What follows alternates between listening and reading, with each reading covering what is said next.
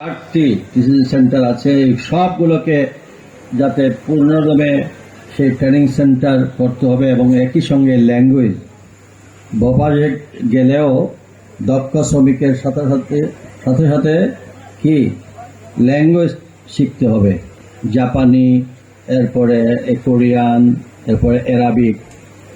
আমরা অলরেডি জাপানি শিক্ষক নেওয়ার জন্য আপনারা জাতীয় পত্রপত্রিকায় দেখেছেন, আমরা এই পর্যন্ত 40 জনকে বেশ বিজ্ঞপ্তির মাধ্যমে আমরা জাপানি শিক্ষক নিয়েছি। আমরা ইতিমধ্যে আরও কিছু ইন্টারভিউ হচ্ছে কোরিয়ান এবং অন্যান্য অ্যারাবিক ল্যাঙ্গুয়েজের শিক্ষক। কাজেই এই ইনস্টিটিউশনকে আরও সামনের দিকে এগিয়ে নিতে গেলে আমাদের সকলকে একযোগে কাজ করতে হবে। আমাদের অভিভাবকদেরকেও এই দিকে আমাদের ছেলে মেয়েদের জেনারেল লাইনে পড়াশোনা করে একটা পয়সারও লাভ নেই। এই জন্য লাভ নাই, কারণ দেশকে সামনের দিকে নিয়ে যেতে পারবে না। আমি আজকে এখানে সচিব সাহেব আছেন, ফ্যাসিলিটি ডিপার্টমেন্টের সুপারিনটেন্ডেন্ট সাহেব আছেন, এক্সিয়েন্ট সাহেব আছেন। যেখানে আপনারা ট্রেনিং দিবেন, প্রশিক্ষণ দিবেন, সেখানে ছাত্রছাত্রীদের লেখাপড়ার পরিবেশটাও তো ঠিক সেইভাবে হওয়া উচিত। এখানে যদি এসে বর্ষার সময় এসে যদি আমি আমার ক্লাসরুম পানির নিচে ডুবে যায়, তাহলে আমরা এই 6 মাস কী করবো? এটা বৃষ্টিবহুল এলাকা। এখানে আমি আজকেই আপনাদেরকে বলবো এবং সংশ্লিষ্ট যেসব ডিপার্টমেন্ট এখানে আছেন, সচিব মহোদয় যেন এটা নোট করে নিয়ে এবং সিদ্ধান্ত দিয়ে যান যে এই প্রতিষ্ঠানের বাউন্ডারি ওয়াল করতে হবে, ড্রেনেজ সিস্টেমটাকে ক্লিয়ার করতে হবে এবং পরিত্যক্ত যে সকল ভবন আছে সেটাকে অনতিবিলম্বে অ্যাবলিস্ট করতে হবে, মাটি ভরাট করতে হবে। দেন আমাদের ছাত্রদের হোস্টেল সহ অন্যান্য সব আনুষঙ্গিক ব্যবস্থাকে পুরোদমে আমাদেরকে কনস্ট্রাকশন করতে হবে। এবং আমি এই ব্যাপারে আমার সহযোগিতা অব্যাহত থাকবে। আপনারা ইমিডিয়েট এইসব বিশেষ করে আমাদের ফ্যাসিলিটি ডিপার্টমেন্টকে বলবো যে আপনারা শুধু ভবন বললে হবে না, আপনারা এক্সপার্ট অপিনিয়ন দেন।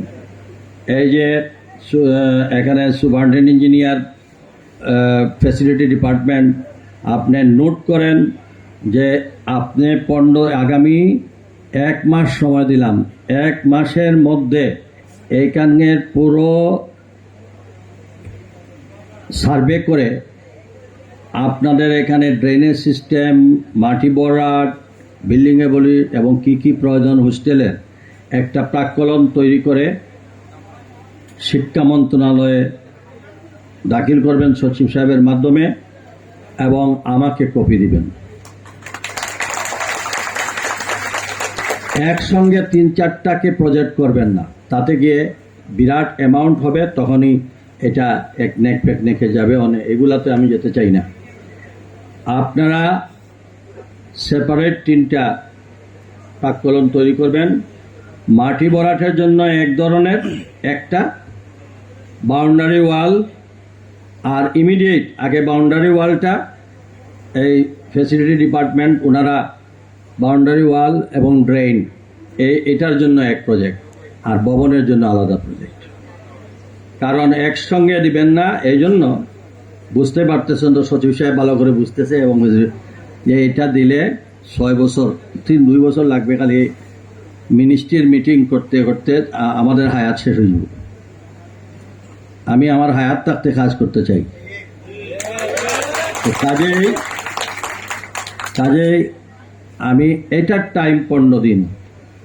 আমি কিন্তু আবার 15 দিন পরে আসি আপনাকে ধরবো সুপারিনটেন্ডেন্ট সাহেব। 15 দিনের মধ্যে আপনি এটা পাঠাবেন। আর ওইটা তো সার্ভে টার্ভে করতে 1 মাস সময় লাগবে। আমার কাজটা হইল এইটা, ছেলেদের হোস্টেল, মেয়েদের হোস্টেল। আমাদের ছেলেদের চাইতে মেয়েরা অ্যাডভান্স লেখাপড়ায়, এই সিলেটে মেয়েরা অনেক ভালো করে। ছেলেরা খালি ওই তারা মোবাইল টিপানি ছাড়া আর কিছু থাকে না। হ্যাঁ, এই মোবাইল থেকে দূরে থাকবা, রাত্রে ঘুমাইবার চেষ্টা করবা, সমস্ত রাত্রে সজাগ থেকে এই মোবাইল থেকে ঘুম হয় না, আর ঘুম না হলে লেখাপড়ার হয় না, লেখাপড়া ঠিক মতো না হলে ক্লাসে উদ্ভটের মতো থাকবা। কাজে তোমাদের জন্য ঘুমের প্রয়োজন, ছেলে মেয়ে সবার জন্যই। কোনো ধরনের এই মোবাইল টোবাইল 10টা পর্যন্ত থাকরে বাবা, 10টার পরে এগুলা বন্ধ করে দেবো। তোমাদের জন্য তোমাদের ছোট ছোট ভাই বোনরা কিন্তু ফলো করবে। এটা একটা ব্যাধি, এই ব্যাধি থেকে বেরিয়ে আসতে হবে। এরা সমস্ত দিন এই দেখেন আমাদের অফিসাররাও দেখছি, ইয়াংস্টার্স অফিসাররাও দেখছি, এই ফেসবুকে আস্তা দিন খালি এইটা, খালি প্লেনে বসছেন, অফিসে যান, মিটিংয়ে বসছেন, দেখেন এইটা ঘুরাইতেছে। এটা রোগে পরিণত হয়েছে।